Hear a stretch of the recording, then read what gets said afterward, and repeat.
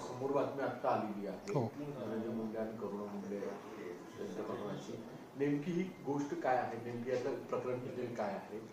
हे जे करुणा शर्मा आणि धनंजय मुंडे यांची जी कोर्टाची जी ही केस आहे ही 2022 पासून चालू आहे.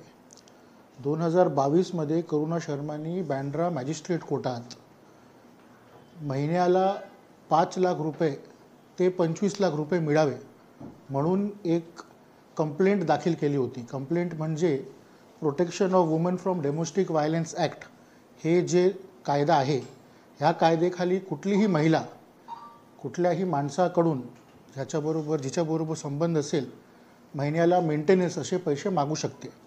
2022 तिने 5 ते 25 लाख महिन्याला मिळावे अशी तिने केस केली होती. ह्या केसचा हिअरिंग वेळोवेळ चाललेला होता. नोव्हेंबर किंवा डिसेंबर 2024 कोर्टाने सगळे आर्ग्युमेंट ऐकून एक इंटरिम ऑर्डर राखीव ठेवलेला होता.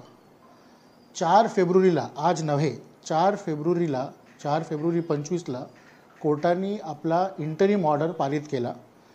त्यात कोर्टाने फक्त एवढं म्हटलेलं आहे की ही जी महिला आहे ही महिलाबरोबर मुंडे साहेबांनी आपले संबंध कधी लपवले नव्हते. स्वतः त्यांनी मान्य केलेला होता की तिच्याबरोबर त्यांचं लिव्ह इन रिलेशनशिप होता पास्टमध्ये, म्हणून तिला निर्वाहासाठी इंटरिम मेंटेनन्स म्हणून प्रत्येक महिन्याला लाख रुपये किंवा 1.25 लाख रुपयेपर्यंत द्यायला पाहिजे अशी ऑर्डर आहे.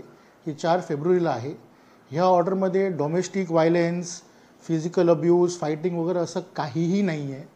फक्त त्या नियमखाली कुठलीही महिला मागू शकते आणि मुंडे साहेबांनी पास्टमध्ये ह्या महिलेबरोबर आपले लिव्ह इन रिलेशनशिप हे मान्य केलेले होते, म्हणून मंथली मेंटेनन्स म्हणून तिला लाख रुपये, फक्त लाख किंवा 1.25 लाख रुपये देण्याची अशी ऑर्डर आहे.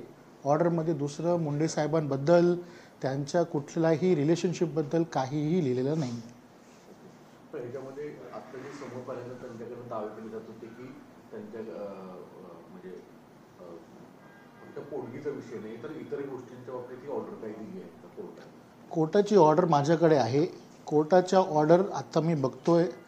टोटल ऑर्डर कोर्टाची ही आहे 24 पॅराग्राफची, 24 पॅराग्राफ्स, 25 पॅराग्राफची.